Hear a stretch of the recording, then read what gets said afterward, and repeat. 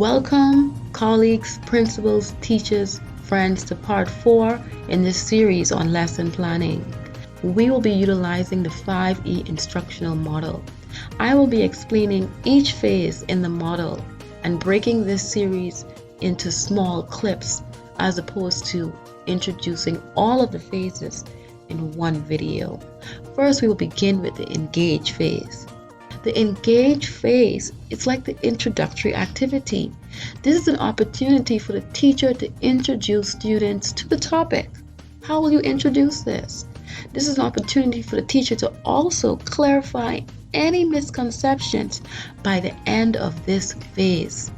So any misconception that students may have in regard to the topic, it is clarified by the end of this phase.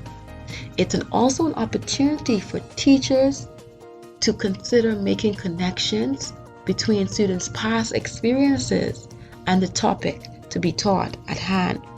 Some activities can include showing students a short video about the topic, students doing an internet scavenger hunt about the particular topic, and you want them to find images. You want students to create a poll or graphic that requires them to respond in real time. It might be an opportunity for students to utilize an online mapping tool, or you can do a KWHL activity or KWL activity. You can also use a very simple graphic organizer. You want students to utilize that. You can use videos, games, songs, poems. A very important component in the 5E instructional model is asking questions. It utilizes inquiry learning, where questions are put at the forefront when engaging students in various phases.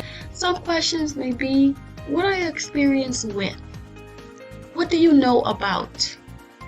What do you not yet know about?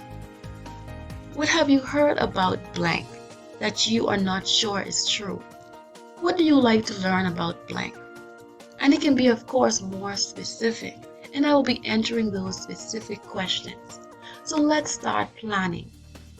Let's begin. So we are going to look at the engage activity. So the first activity, because I want to engage my students, and of course I'm thinking about the reading assignment that my students have.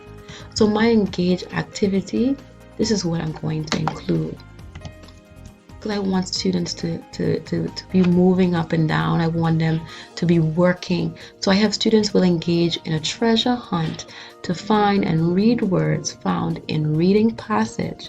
Of course, you know the reading passage, a lucky escape, and additional words at grade level. So you can see the objective coming out here too. But remember what we said at what should be included in the engage. We should clarify any misconceptions that students may have.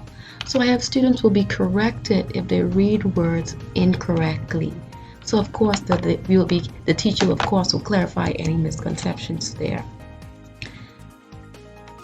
Second, I will have to look at what will my students be doing. So that I did what I will be doing. Now what will my students will be doing? Now I want my students to, of course, compete to find those words, and I want my students to attempt to read those words. Now what are the questions that I will be asking during this phase? Of course, the questions will be, what is this word? What are the words you found? Can you read those words? Which letter are not pronounced when reading the words you found? That concludes the engagement stage. So we just engaged our students. Click part 4, explore, so we can begin to engage our students in some exploration activities. See you soon.